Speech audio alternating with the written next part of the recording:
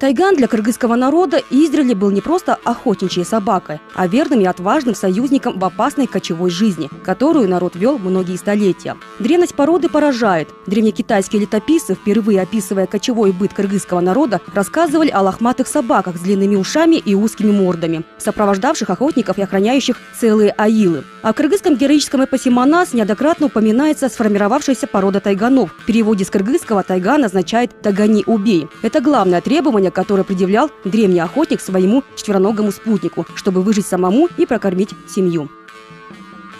Сегодня тайганчи, которые разводят чистокровных кыргызских борзых, в Кыргызстане можно пересчитать по пальцам. Одними из них являются Алмазбек Акунов из села Баканбаева в Иссык-Кульской области. Вот на этих кадрах.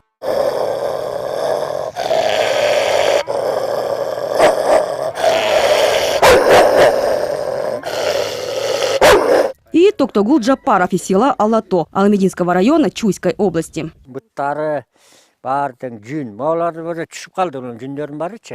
Вот видите, глаза кровью налиты, красные. Они ведь свирепые по своей природе. Она немного полиняла, но вот поглядите, на лапах густая шерсть, грудь выпирает вперед. Длина ушей должна достигать 18 сантиметров.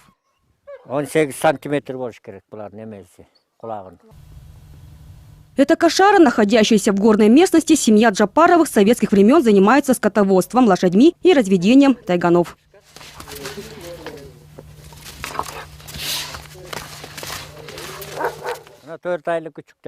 Вот этим щенятам 4 месяца исполнилось. Чистокровные кыргызские борзы и тайган. Вот так и выглядят. На лапах и груди шерсть гуще. И рост у них высокий. Лапы тонкие и длинные. А хвост закручивается кольцом. Вот внешние особенности кыргызского тайгана. Окрас шерсти у кыргызской борзой преимущественно черный. Ну, в общем, тайган не должен быть полностью краткошерстным, как большинство сегодня тайганов выглядят. Они смешаны с борзыми других кровей. Глубокая грудь позволяет легким отлично функционировать. Телосложение стройное, с легким костяком и хорошо подобранным животом. Мышцы хорошо выражены, что придает собаке маневренность. Облик дополняет красиво изогнутая шея. Голова тайгана длинная, клинообразной формы. Пушистая шерсть с хорошо развитым подшерстком, более длинная на хвосте, ушах, конечностях и боках. Высота в холке 56-71 сантиметр. Любитель верховой езды и охоты Токтогул Джапаров знает о тайганах все. И отличить чистокровную борзую от смешанной может с первого взгляда. А все потому, что с 12 лет он помогал деду и отцу в питомнике. Вот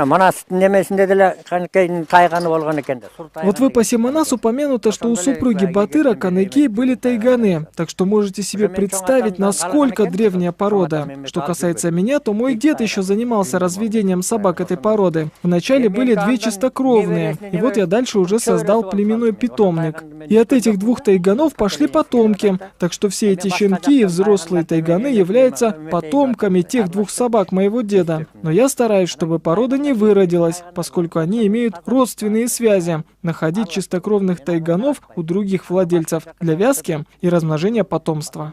Зачастую для вязки мне трудно найти чистокровных, почти везде смешанные. Приходится искать. Когда нахожу, либо договариваюсь с хозяином приехать к нам, в кошару, либо мы со своими собаками едем к нему.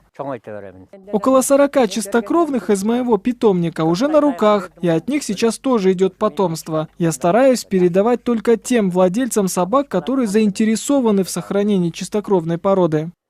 В сердце Центральной Азии, в Кыргызстане, пока еще сохранилась несправедливо забытая порода тайган, численность которой едва составляет 300 экземпляров. И, к сожалению, по исследованиям кинологов катастрофически уменьшается. Причин для этого, увы, немало. Это и относительная географическая изолированность районов разведения, и изменение привычного уклада жизни коренного населения. И главное, отсутствие заинтересованности, да и возможности ведения серьезной племенной работы, как следствие плачевного состояния отечественной кинологии.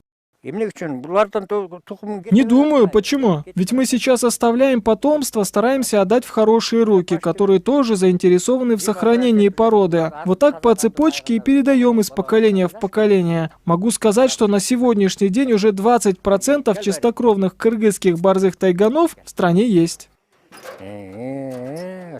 Еще одна особенность в том, что они адаптированы к холодам и в пробеге выносливы на дальние дистанции. К примеру, казахские тайганы краткошерстные не для нашего климата, да и в беге они менее выносливы, хотя высокие и крупные, но быстро устают, выдыхаются. Наши, может быть, медленнее поначалу, набирают скорость постепенно, но зато всегда придут к финишу первыми. «Тайган бежит, кровь из ушей хлещет», гласит местная пословица. И действительно, нет равных им в беге. Но не все в мире кинологов верили в кыргызскую борзую тайган. Как вспоминает Токтогул Джапаров, 3 его собак на соревнованиях в России кинологи обозвали дворнягами. Насмешки звучали до тех пор, пока не начался забег дистанцией 8 километров.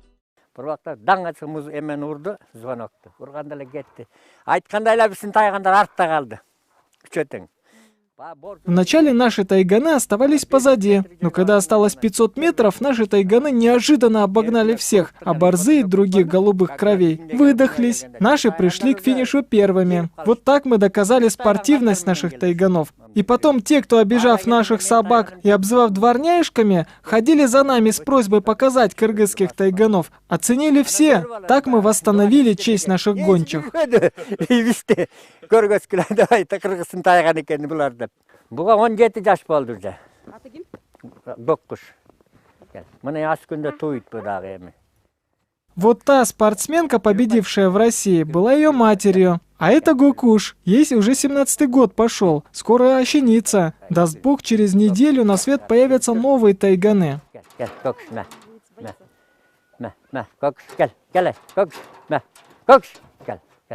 Энергия, сила и врожденное бесстрашие сделала тайгана незаменимым охранником скота. А генетические качества охотника и умение самостоятельно принимать решения стали незаменимы при охоте на диких зверей – косулю, шакала, лисицу, барсука, зайца. Собаки породы тайган не только поставляли охотничью дичь, но и помогали в уничтожении волков, вредителей скотоводства.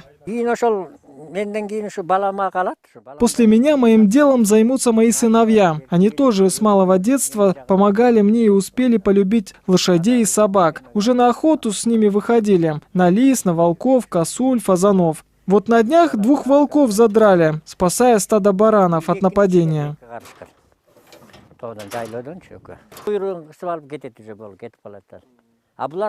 Они волков чуют на расстоянии, могут распознать готовящееся нападение стаи на стадо. А потому они в Джайлу ночами не спят, держат ухо востро, охраняя скот, который мы оставляем пастись и днем, и ночью в открытом пространстве. Волки тоже, зная о тайганах, не решаются на нападение. А вот и доказательство: шкура шакала, который при жизни со своими собратьями пытался напасть на скот. Только вот налетчики сами стали жертвами схватки с тайганами. Сейчас очень много шакалов, которые совершают набеги на кошары. Вот недавно наши тайганы отбили скот от них. Вот шкура шакала.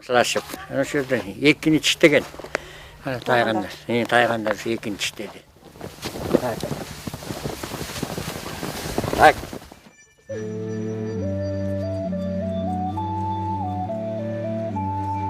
Мен жадамын уже. Өмір бойы ушул жылқы багып жүрдүм. 47 жыл жылқы бактым мен. Я на пенсии всю жизнь посвятил лошадям. Был и табунщиком, параллельно тайганов разводил. Я стараюсь продолжить дело своего деда. И вот с 12 лет и по сегодняшний день, а мне сегодня 78, я стараюсь сохранить такую уникальную древнюю породу кыргызских борзых, как тайган. Красивая шерсть, элегантность, грация, стройность, смелость и выносливость, а также древнее происхождение – отличительные черты тайгана, ныне находящегося на грани исчезновения. И благодаря тем немногим энтузиастам и фанатикам, посвятивших своей жизни сохранению уникальной породы, выведенной кыргызскими кочевниками целое тысячелетие тому назад, сегодня, в 21 веке, мы имеем честь лицезреть гордость наших предков.